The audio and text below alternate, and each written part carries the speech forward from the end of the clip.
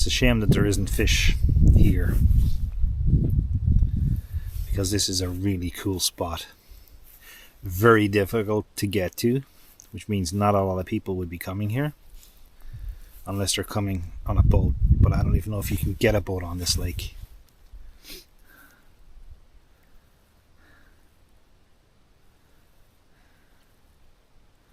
Maybe the secret's out. Maybe I shouldn't have made this video.